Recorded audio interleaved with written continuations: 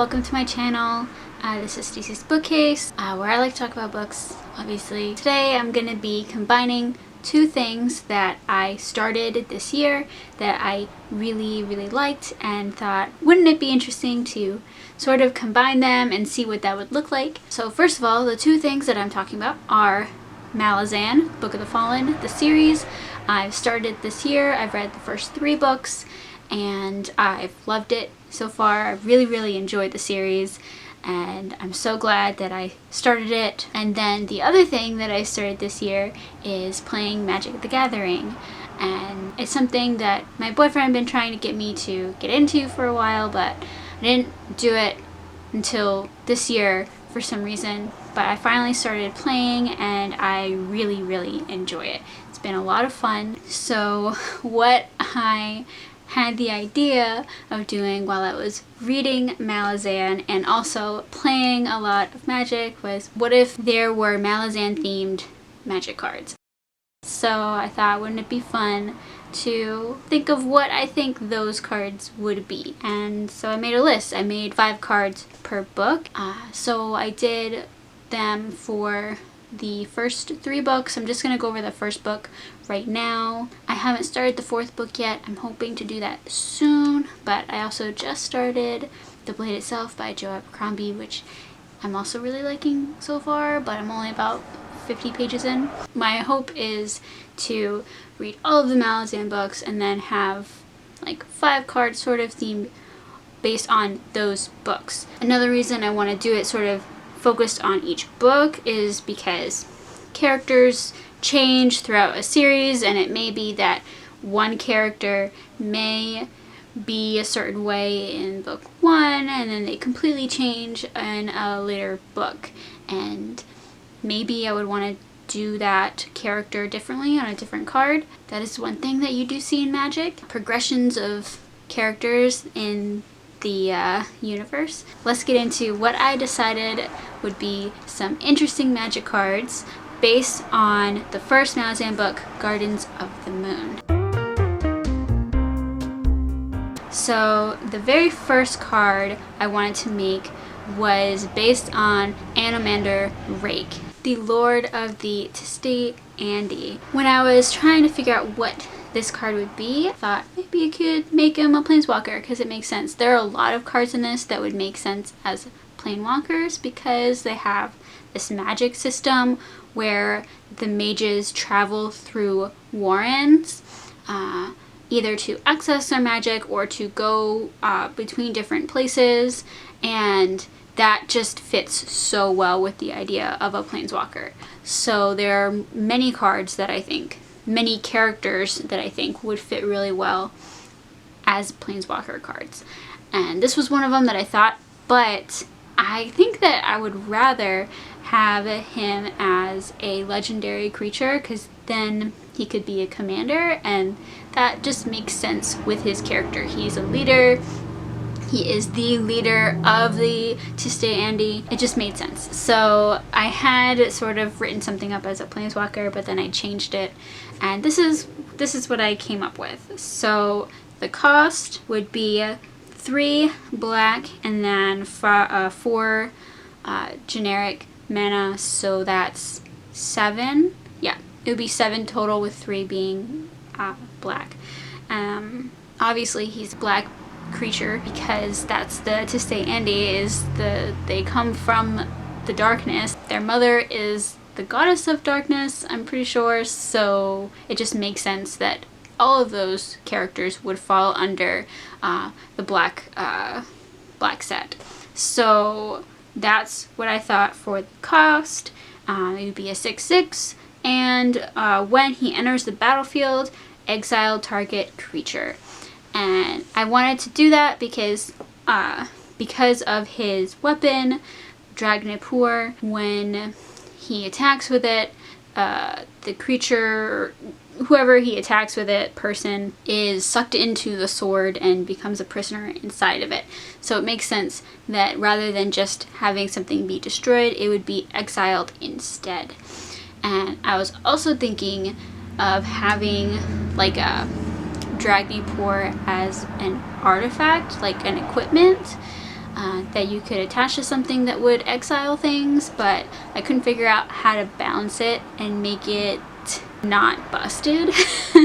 So that's what I came up with for Mr. Rake. Let me know what ideas you have in regards to that character. I'd love to see what you could come up with. I tried to be, some of the other cards are a little bit more creative. His was a little bit more simple, but I also thought that he's going to show up in later books, and maybe I could do something else depending on how his character evolves or what happens with his character in these later books. And then the next card that I came up with, the next concept that I wanted to put into a card, was Opon's Coin.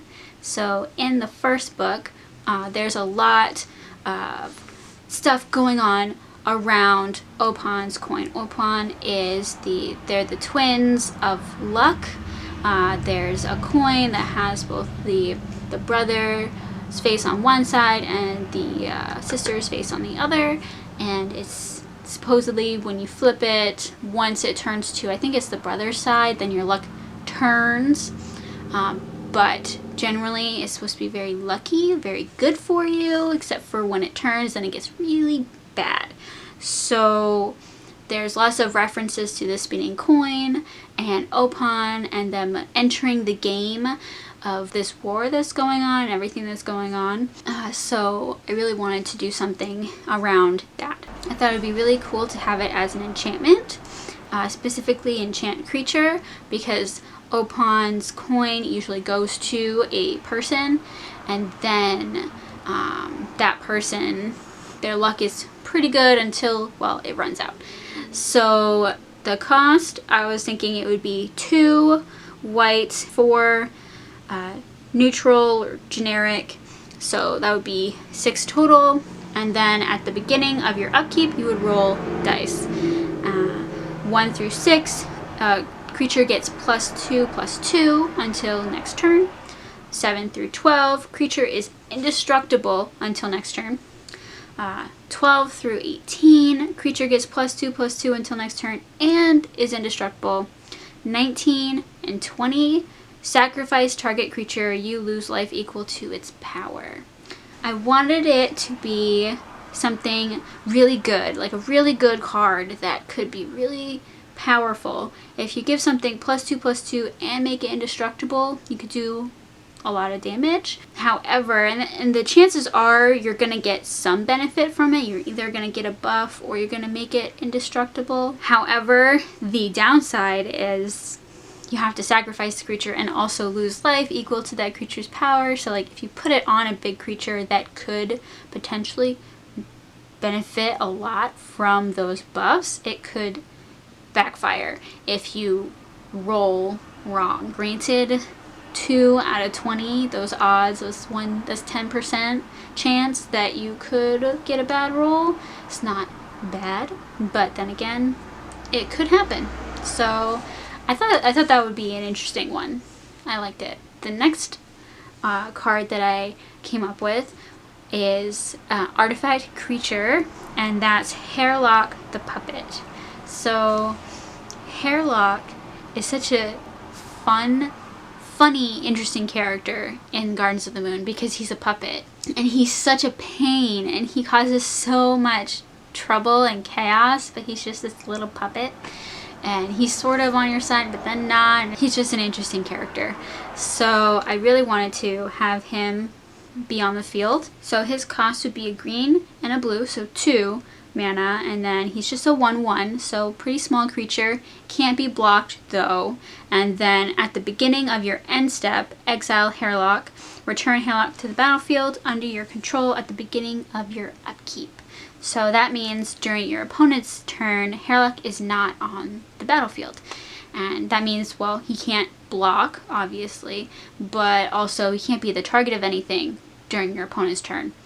And I like that idea because in the book he comes and goes a lot. He's always searching through the Warrens, doing little investigative things for those that he's working with. Then he pops in and causes a little bit of chaos. So on your turn he would pop back in and then he can swing at the opponent, but I mean only for one, but still. He's not completely indestructible like some creatures that are indestructible, like I think Steffi Doll. It's a little different because he's not. He can still be the target of spells on your turn if someone has like an instant or something.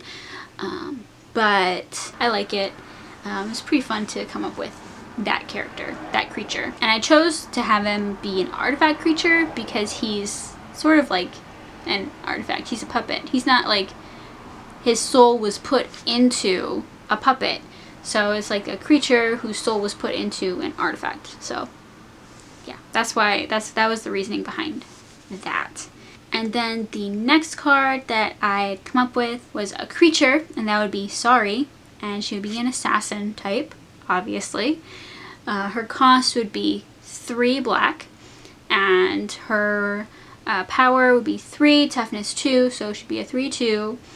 She would enter the battlefield under your opponent's control, and at the beginning of that opponent's upkeep, Sorry deals damage equal to her power to a target creature that opponent controls. I have seen some assassin type cards, some spy cards that enter the battlefield under your opponent's control and have like a negative effect, so that's kind of what I wanted here, because she is not who she seems to be and is definitely has her own agenda. So the idea that she deals damage to your opponent's creatures, it may not kill the creature, but it would weaken them, and then they may not be able to block with it, or it could kill a creature potentially.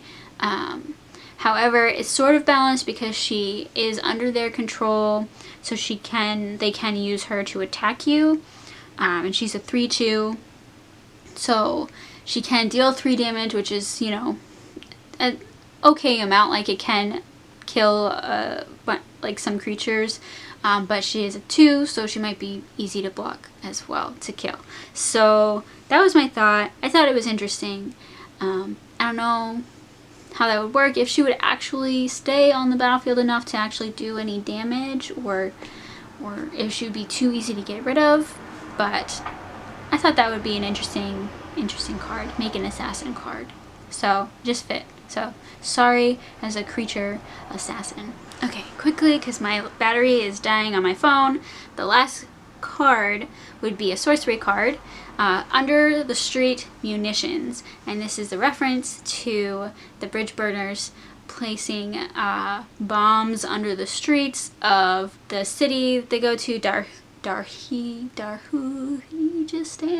I'm sorry, I totally butchered that. So they place bombs and munitions all under the streets while pretending to do construction to cause mayhem, chaos, kill a bunch of people, basically. So I thought it would work really well as a sorcery card. So I wanted to use the suspend mechanic. So it costs 2 red, and then a suspend 4. So after 4 turns, then, so looking at my notes, I didn't actually solidify what I wanted to do with this card.